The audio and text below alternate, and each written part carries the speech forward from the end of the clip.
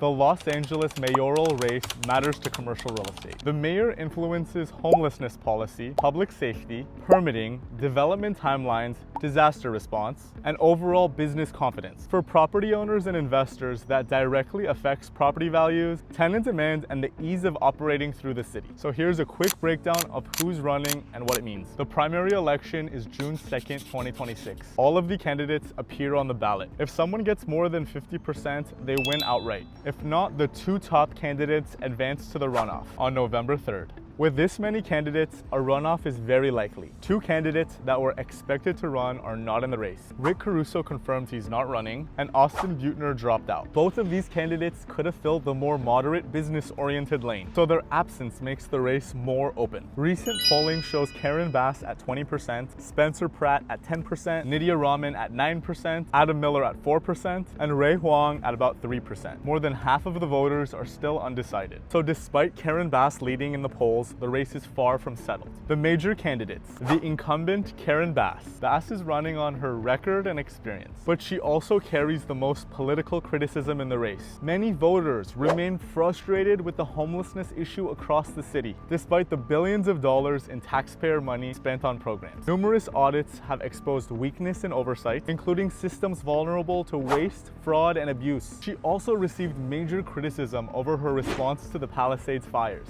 including being overseas when it began and the controversy around the city's response review. For many property owners, the concern is whether another term means continued slow execution and limited accountability. The next candidate is City Councilwoman Nydia Raman. Raman is the most prominent progressive challenger, with many of her views aligning with the Democratic Socialist Party. She's running on housing affordability and homelessness reform, but her policies are more aligned with the progressive housing movement, including stronger tenant protections and more regulations. For property owners, that raises questions about predictability and regulatory pressures. Our next candidate is Spencer Pratt, a former television personality. He is the outsider candidate who's gaining a lot of attention. He's entered the race after losing his home in the Palisades fire and is focused heavily on government accountability and the failure of City Hall. His message resonates with voters who are frustrated with how the city is being run. The key question for Pratt is experience. Whether voters see him as a protest candidate or someone capable of running a large city government.